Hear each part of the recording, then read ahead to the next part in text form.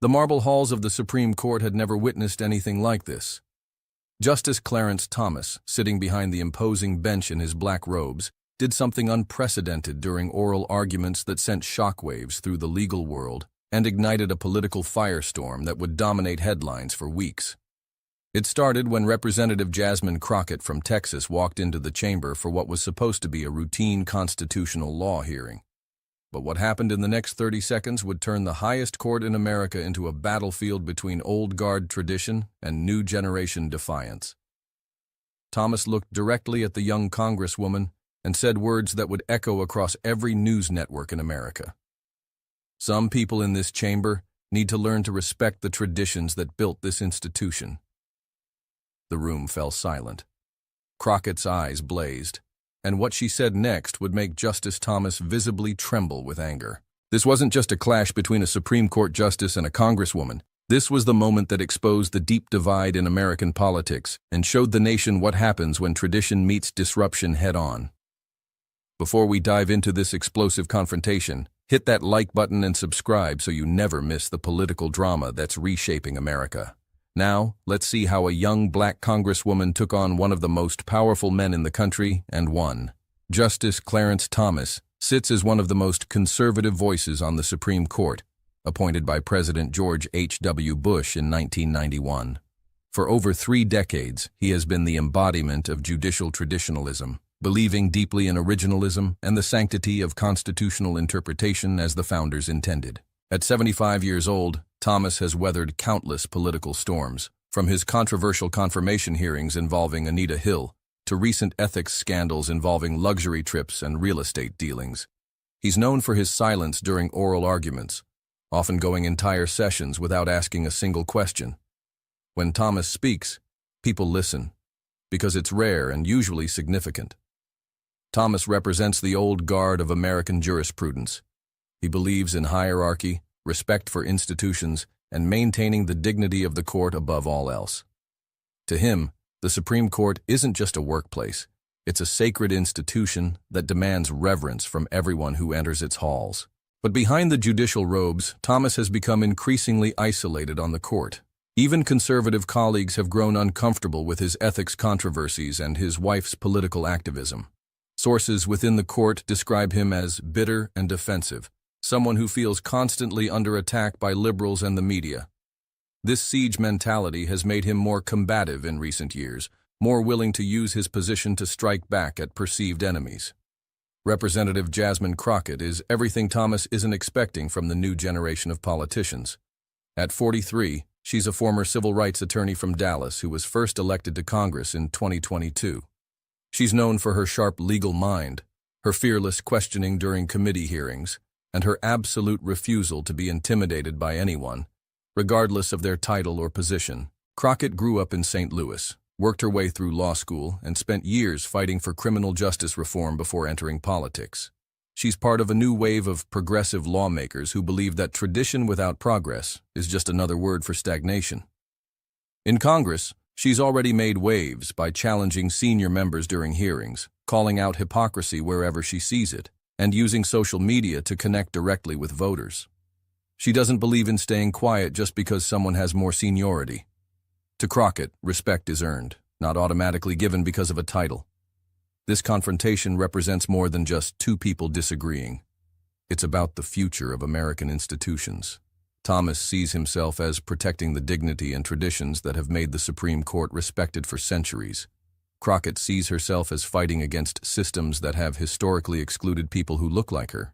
The case they're discussing involves voting rights, specifically whether certain state voting laws disproportionately affect minority communities. For Thomas, it's about states' rights and constitutional interpretation. For Crockett, it's about real people losing their fundamental right to vote. But what's really at stake is something bigger. Who gets to define what respect looks like in American politics? Is it quiet deference to authority, or is it holding that authority accountable regardless of tradition? The nation is watching, and both of their reputations hang in the balance. The tension in the Supreme Court chamber was thick enough to cut with a knife. Oral arguments for Henderson versus State of Georgia were supposed to focus on voting rights legislation. But the real drama was building between the bench and the gallery where Representative Crockett sat with other congressional observers. Justice Thomas had been unusually active during the morning session, asking pointed questions about federal oversight of state election laws. His questions weren't just legal inquiries, they carried an edge that everyone in the room could feel. Court observers who had watched Thomas for years noticed something different about his demeanor. He was leaning forward more aggressively, his voice carrying a sharpness that went beyond normal judicial inquiry. The lawyers presenting their cases seemed increasingly uncomfortable as Thomas's questions became more pointed and political. Several times, Chief Justice Roberts had to intervene to keep the proceedings on track as Thomas veered into territory that seemed more suited for a political debate than a legal argument. "Counsel," Thomas said to the lawyer representing voting rights advocates, "it seems to me that your clients want to fundamentally alter the relationship between federal and state authority that has existed since our founding. Isn't that a rather presumptuous position?" The lawyer began to respond, but Thomas cut him off. "And I notice we have some members of Congress here today who seem to share that presumptuous attitude toward our constitutional order." The comment hung in the air like a challenge. Every eye in the chamber turned to the congressional delegation. Crockett felt the weight of those stares, but she didn't flinch. Instead, she leaned forward slightly, her attention laser-focused on the justice who had just taken a not-so-subtle shot at her and her colleagues. Chief Justice Roberts tried to steer the conversation back to the legal arguments, but Thomas wasn't finished. During the next exchange with counsel, he made another pointed comment. Thomas continued, "The beauty of our constitutional system is that it has worked for over 2 centuries because people respected the roles and boundaries that the founders established. But some today seem to think that their political urgency justifies abandoning the wisdom of generations." This time, Thomas glanced directly at the congressional section. Crockett's jaw tightened. She knew exactly what he was doing. He was using his position on the bench to take political shots without giving anyone a chance to respond. It was a power play, pure and simple. The other congressional representatives looked uncomfortable. Some shifted in their seats. Others stared at their hands. But Crockett met Thomas's gaze directly. She had spent too many years being talked down to by powerful men to be intimidated now. After the lunch recess, Thomas came back even more pointed in his comments. The afternoon session focused on the historical context of voting rights, and Thomas used it as an opportunity to deliver what amounted to a lecture. "What troubles me," Thomas said, supposedly addressing the lawyers but clearly performing for a broader audience, "is how some people today seem to think that loudness equals legitimacy, that disruption equals progress, that showing up in these hallowed halls gives them the right to disrespect the institutions that have protected American democracy for centuries." The words hit Crockett like a slap. She knew exactly who he was talking about. Every person in that chamber knew. Thomas was using his judicial robes as a shield to attack her personally, questioning not just her views, but her very right to be there. Crockett's hands clenched in her lap. The other representatives around her seemed to shrink into their seats, but she sat straighter. Her legal training kicked in. She knew the rules of the courtroom, but she also knew when those rules were being weaponized against her. Thomas wasn't done. As the session continued, he made increasingly personal comments disguised as legal observations. "The founders understood something that some people today have forgotten," he said, his voice carrying clearly through the chamber's perfect acoustics. "They understood that democracy requires civility. It requires respect for institutions. It requires understanding that some spaces are sacred, and that not every political battle needs to be fought in every venue." He paused, letting the words sink in. Some people seem to confuse their temporary political power with permanent moral authority. They mistake their ability to command attention for the right to command respect. That was it. Crockett had heard enough. She could feel the eyes of every reporter, every lawyer, every court official on her. She could practically hear the whispers starting, but she also felt something else. The weight of everyone who had ever been told to sit down and shut up by someone in power. Thomas continued, "These chambers have witnessed great legal minds for over 2 centuries. They have hosted debates that shaped our nation. They deserve better than to be treated as just another political venue by people who should know better." The implication was clear. Crockett wasn't welcome here. She didn't belong. She was disrupting something sacred with her mere presence. Crockett looked around the chamber. The marble columns, the ornate ceiling, the portraits of past justices, all of it designed to intimidate, to make people feel small in the presence of such grand tradition. But she also thought about all the people who had been excluded from these chambers for most of the court's history. Women who couldn't practice law here, black people who couldn't even enter as observers, working-class people who could never afford to bring their cases to this level. Thomas was lecturing her about respect for tradition, but what about respect for progress? What about respect for the people whose voices had been silenced by those very traditions he was so eager to protect? The afternoon session was winding down. In a few minutes, court would adjourn, and the moment would be lost. Thomas would have successfully used his platform to humiliate her without giving her any opportunity to respond, unless she created one. Crockett made her decision.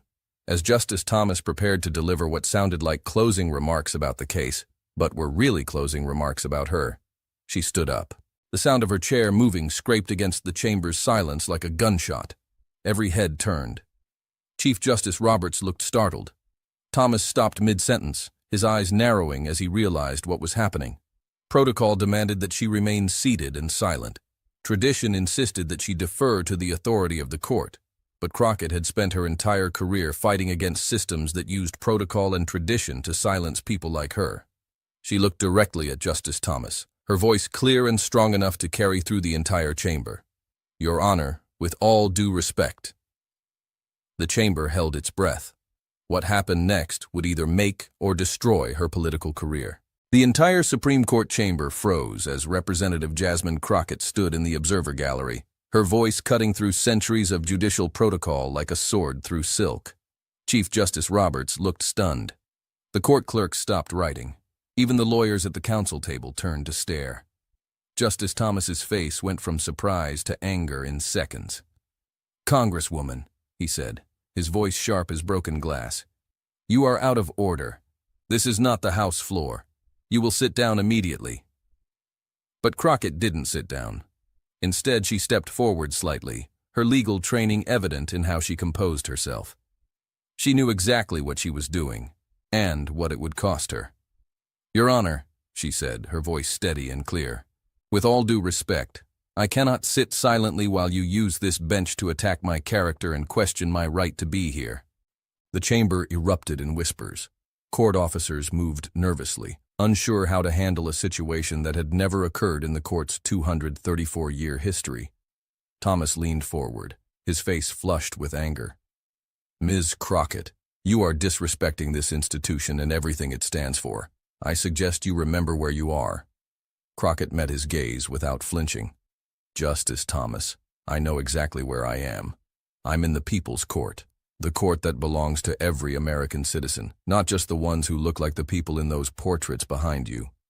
She gestured to the paintings of past justices, all white men until recently. "You talk about respecting tradition, but what tradition are we respecting? The tradition that kept people like me out of this building for most of its history?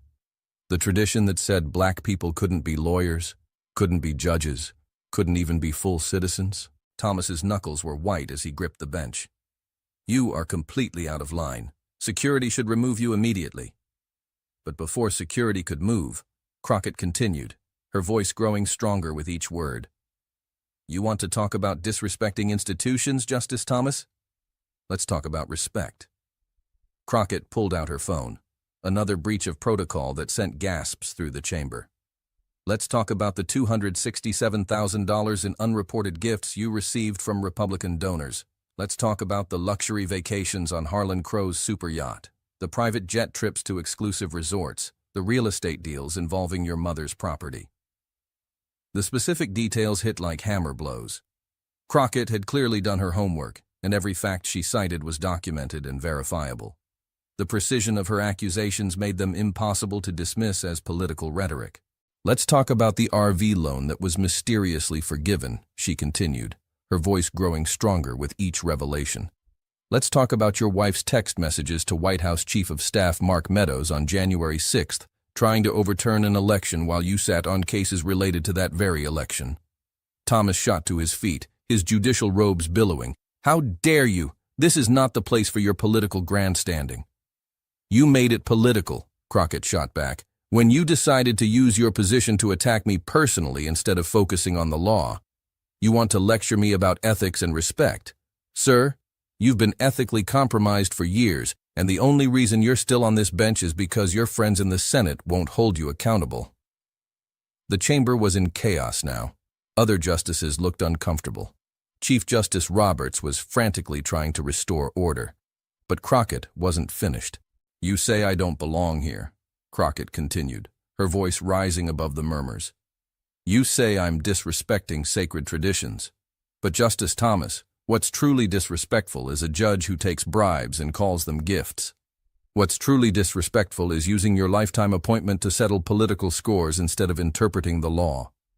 Thomas was visibly shaking now, pointing at her with a trembling finger. You are a disgrace to the legal profession. You clearly don't understand the dignity this position requires. Dignity. Crockett laughed, but there was no humor in it. Sir, you lost your dignity the moment you started taking money from people with business before this court. You lost your dignity when you refused to recuse yourself from cases involving your wife's political activities. You want to talk about dignity? Look in the mirror. The public gallery, which had been silent during the entire exchange, suddenly burst into applause. Court officers immediately moved to restore quiet, but the damage was done.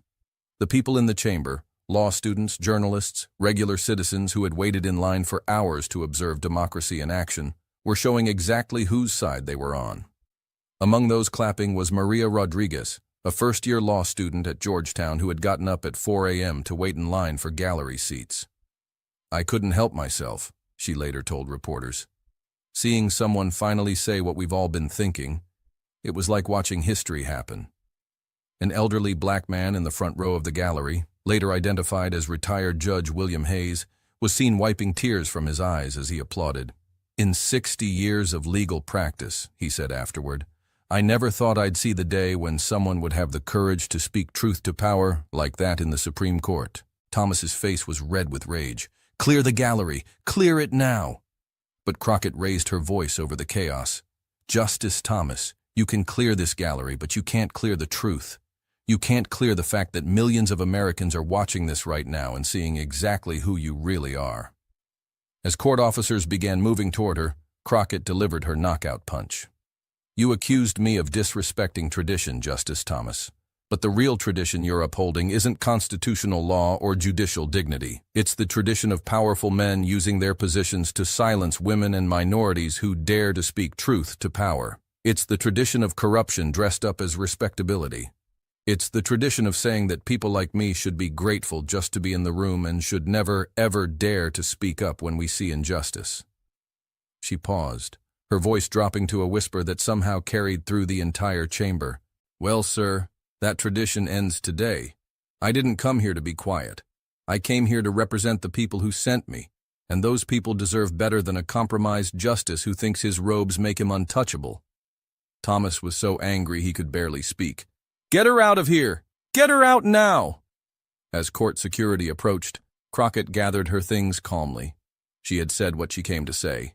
She looked one last time at Justice Thomas, who was still standing, still pointing, still shaking with rage.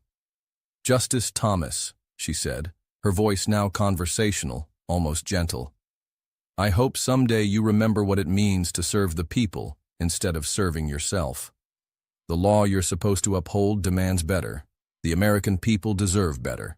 And yes, sir, even you deserve better than this. With that, she walked toward the exit, her head held high. The chamber remained in chaos behind her. Justice Thomas slumped back into his chair, looking older than his 75 years. Chief Justice Roberts called for an immediate recess, his voice barely audible over the continuing murmurs from the gallery. As Crockett reached the chamber doors, she turned back one final time. The entire courtroom was staring at her. Justices, lawyers, clerks, observers. In that moment, she represented every person who had ever been told they didn't belong, every voice that had been silenced by power and tradition. Your Honor, she said, addressing not just Thomas but the entire court. The people are watching. They're always watching, and they won't forget what they saw here today. The doors closed behind her with a soft click that somehow sounded like thunder in the stunned silence she left behind. Outside in the hallway, reporters were already rushing toward her, phones and cameras ready. The story was breaking on social media in real time. But inside the chamber, Justice Clarence Thomas sat in his high-backed chair, staring at the doors through which Jasmine Crockett had just exited, knowing that nothing would ever be the same. The marble hallways of the Supreme Court building had never seen anything like the media frenzy that erupted the moment Representative Jasmine Crockett stepped out of the chamber. Within seconds, her confrontation with Justice Clarence Thomas was trending on every social media platform in America. The video clips started hitting Twitter, TikTok, and Instagram before Crockett even reached the courthouse steps. Someone in the gallery had been live-streaming despite court rules, and the footage was spreading like wildfire. Crockett vs. Thomas began trending within minutes, followed quickly by Daksha Justice for Jasmine and Dr. Thomas Exposed.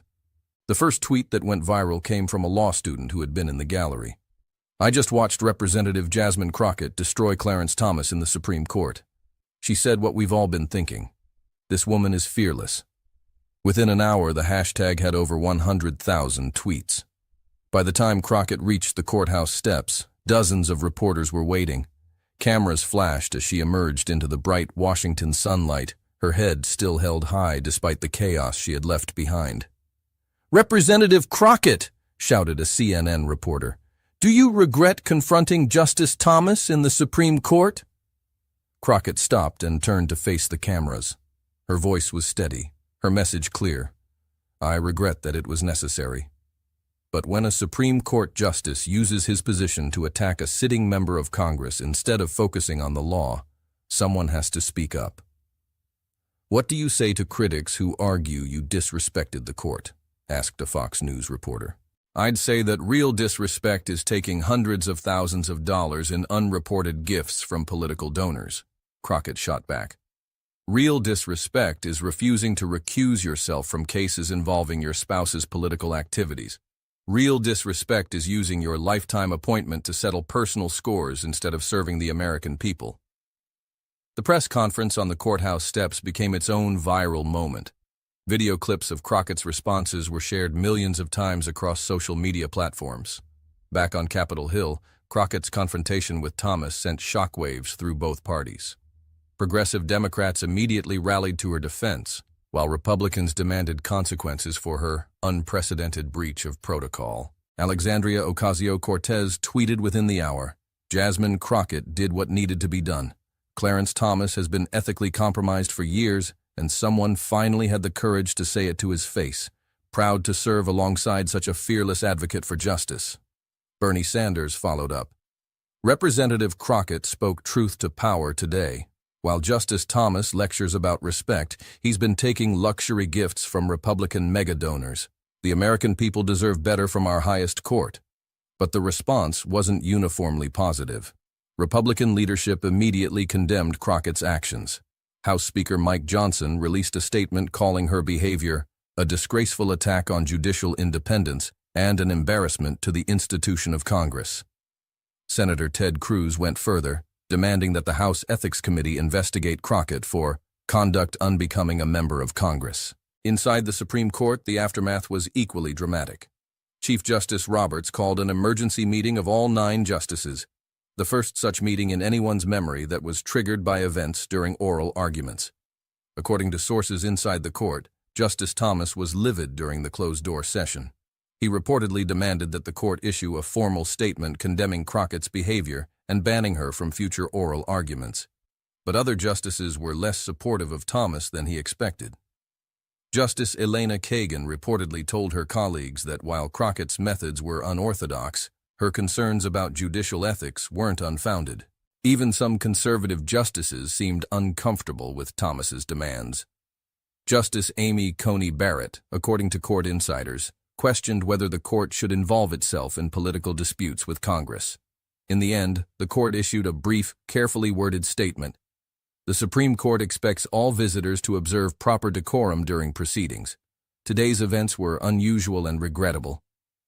The statement notably did not condemn Crockett by name or ban her from future attendance, a fact that political observers saw as a significant victory for the Congresswoman. Crockett's public confrontation with Thomas had an unexpected consequence. It reignited serious discussion about the justice's ethical problems. Media outlets that had covered the gift scandal in passing suddenly devoted extensive coverage to Thomas's financial relationships with Republican donors. The Washington Post published a comprehensive timeline of Thomas's unreported gifts, totaling over $4 million in luxury travel, accommodations, and other benefits over 2 decades. The New York Times ran a front-page story about his wife Ginny Thomas's political activities and their potential conflicts with cases before the court. Senate Democrats, led by Sheldon Whitehouse, announced they would hold hearings on Supreme Court ethics reform. Representative Crockett did something remarkable today, Whitehouse said. She forced America to confront the ethical crisis at the highest levels of our judiciary. Even some Republican senators began expressing concern. Susan Collins called for stronger ethics guidelines for the Supreme Court, though she stopped short of directly criticizing Thomas. Public opinion polls taken in the days following the confrontation showed a fascinating split. While 73% of Democrats supported Crockett's actions, only 12% of Republicans did. But among independents, the crucial swing voters in American politics, 51% said they approved of Crockett speaking out, even if they didn't approve of her methods. More telling were the polls about Thomas himself. His approval rating, already low among Democrats, dropped to single digits. But even among Republicans, his approval fell from 67% to 52%, a significant drop for a conservative icon. The comments sections of news articles and social media posts revealed the deep divide in American opinion. Supporters of Crockett praised her courage and called her a hero for standing up to corruption. Critics accused her of destroying institutional norms and disrespecting the separation of powers. The confrontation also had unexpected consequences in the business world. Major corporations that had previously stayed silent about Supreme Court ethics began weighing in on the controversy.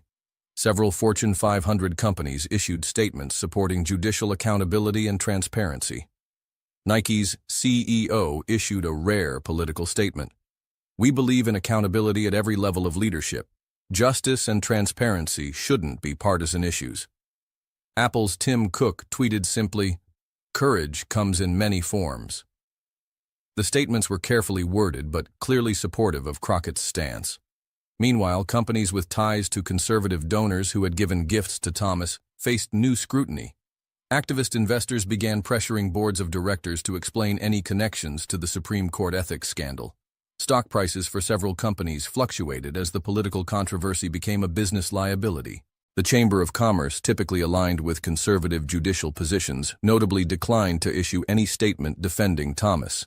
A silence that spoke volumes about how even business leaders viewed the ethics revelations. Her campaign website crashed twice from the volume of traffic. T-shirts with slogans like "Jasmine spoke truth to power" and "Respect is earned, not given" began appearing at progressive rallies nationwide.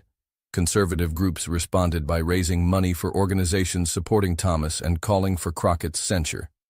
The political divide was turning into a financial arms race. The confrontation between Crockett and Thomas didn't just dominate American media. It made headlines around the world. International news outlets covered the story as evidence of the deep political divisions within American institutions.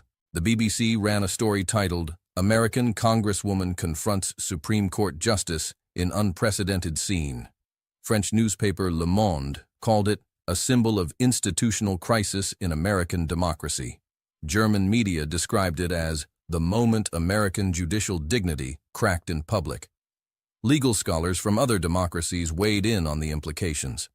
Professor Sarah Henderson from Oxford University told The Guardian, "What we witnessed represents a fundamental breakdown in the traditional relationship between judicial and legislative power in America. Whether you support Representative Crockett's actions or not, this moment reveals deep structural problems in American governance." The story resonated particularly strongly in countries with their own struggles over judicial independence and corruption. Activists in Eastern Europe and Latin America shared videos of Crockett's confrontation as an example of how to challenge entrenched power, while authoritarian governments pointed to the chaos as evidence of democratic dysfunction.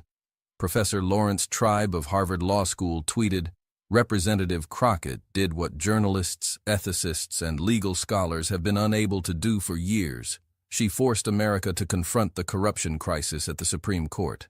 Sometimes democracy requires disruption, but Professor Jonathan Turley of George Washington University disagreed. Regardless of one's views on Justice Thomas's ethics, Representative Crockett's behavior was inappropriate and potentially damaging to the rule of law. Courts must be protected from political intimidation. 3 weeks after the confrontation, the battle lines had only hardened.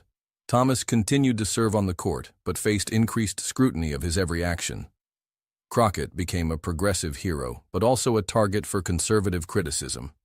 The Supreme Court implemented new security measures for public gallery attendance, though court officials insisted this was unrelated to Crockett's outburst. Ethics reform legislation gained momentum in Congress, though its passage remained uncertain. Thomas himself remained largely silent about the incident, declining interview requests and avoiding public appearances. But sources close to the justice reported that he was deeply angry and felt personally attacked by someone he viewed as a political opportunist. Crockett, meanwhile, used her newfound national profile to advocate for Supreme Court reform, campaign finance transparency, and judicial accountability. She appeared on every major news program and spoke at rallies across the country. Beyond the immediate political implications, the Crockett-Thomas confrontation became a cultural touchstone. It represented the ongoing tension between traditional institutions and demands for accountability, between deference to authority and the duty to speak truth to power. For young Americans, particularly young women and people of color, Crockett became a symbol of refusing to be silenced by power and tradition. For older Americans, particularly conservatives, her actions represented everything wrong with modern politics, the destruction of norms and the politicization of previously sacred institutions. The incident was analyzed in academic papers, discussed in high school civics classes, and referenced in comedy shows. It became one of those rare political moments that transcended partisan politics to reveal something deeper about American democracy itself. 6 months later, as the political world moved on to other controversies, the impact of that extraordinary day in the Supreme Court continued to reverberate. Ethics reform legislation had passed the House but stalled in the Senate. Thomas remained on the court but faced continued scrutiny. Crockett had become one of the most recognizable progressive voices in America. But perhaps the most significant legacy was simpler. A young black woman had looked one of the most powerful men in America in the eye and refused to be intimidated. She had spoken when tradition demanded silence, fought when protocol demanded deference, and won when everyone expected her to lose. In a democracy, sometimes that's exactly what's needed. If you found this story as explosive as we did, make sure to hit that subscribe button and ring the notification bell so you never miss the political drama that's reshaping America. Let us know in the comments, did Jasmine Crockett cross the line, or did she do exactly what needed to be done?